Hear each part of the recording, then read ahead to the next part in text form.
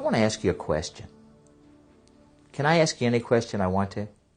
Well, I want to give you some magic questions.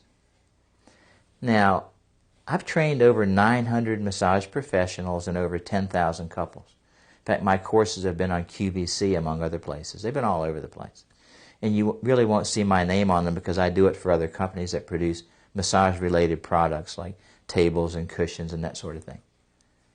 So, but of the 900 students that I've trained, the first 100 I trained, I had one student, one young lady that listened to me and did what I said. One out of 100. That's 1%. It's not good, is it? And here's what I told her. Every time you work on a new client, say to them, I'm building a new practice and I really need your help. If you know anybody that needs a massage, would you please give them my card? The question. I really need your help. 1 out of 100. Now, it's interesting because at the time she was a supervisor for a chain of stores and she was making $35,000 a year. Now, you've got to go back 20 years.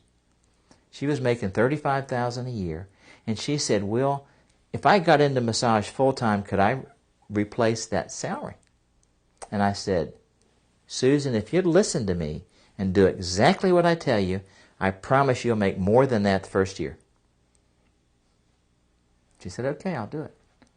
Well, 1 week out of the next year, she made less than $1,000, 1 week.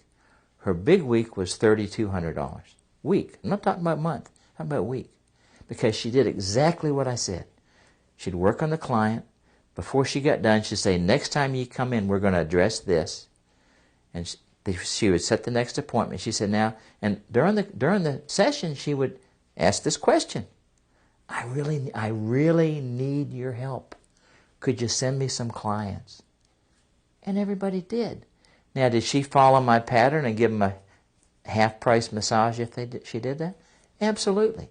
She followed what I did to a T. She made a pile of money. She made so much money she eventually moved out to Sedona, Arizona. And she set up a practice out there. She left D.C. But she did great. So what are the questions? I really need your help. I'm building a new practice. Will you help me? Do you like helping people? I mean, it's a stupid question, Will. Of course you do. We all like to help people. We all like to help them. So why do you think they wouldn't want to help you? Do you think that makes you look like you're less if you ask for help? No. It lets somebody else get a blessing. It's really selfish not to ask if you think about it. Because everybody wants to help somebody, don't they? So you need to learn how to ask the question. Now there's another question for you. You're talking to your client. They're on the table. They obviously, most of them have a job of some sort. You say, how can I help you in your business? Is there anybody that I can help hook you up with? Because you got lots of clients, right? Do you know how many businesses I help build in my massage practice? A boatload of them. Because this person did this and this person did this, I'd hook them up. And you know what I got for that? 5%, standard.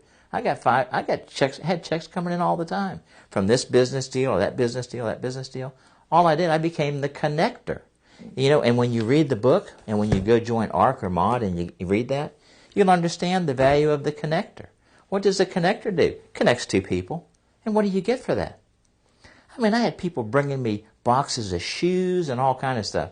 You know, I used to wear tennis shoes. I never tied the laces because I like to work in my bare feet and my socks. So when I was massaging, I'd kick my shoes off. Before I left, I put my shoes back on. My clients thought I couldn't afford shoes, so people were bringing, I had piles of shoes. My wealthy clients are bringing me these, $300 pair of shoes, and I love them. I just don't wear them, I'm the barefoot kind of guy. I'm a farmer. Farmers don't need shoes out in the field. You put on your boots when it's muddy, then you walk up there and get some dirt between your toes. You know what I'm talking about? So questions, they're really important, and we need to understand to ask them. Questions. The more questions you ask, the more successful you're going to be, because that creates conversation or dialogue. When you ask a person, is the temperature okay for you? Well, it's a little bit too warm, it's a little bit too cool, you adjust it. Is the pressure okay for you? I'd like it a little bit deeper. How's that? Wonderful. They're getting exactly what they want. Why? Because we learn to ask questions. I mean, think about that a lot. Once you become the question asker, do you know at 4 years old, you know how many questions 4-year-olds ask a day? You're going to like this. 4-year-olds ask 400 questions a day. Now, do you know how many questions 20-year-olds ask? 40 questions a day. A little bit of difference, don't you think? Who do you pay more attention to, a 4-year-old or a 20-year-old? Wow, I never thought about that. Something to think about. Ask more questions. You'll get more attention.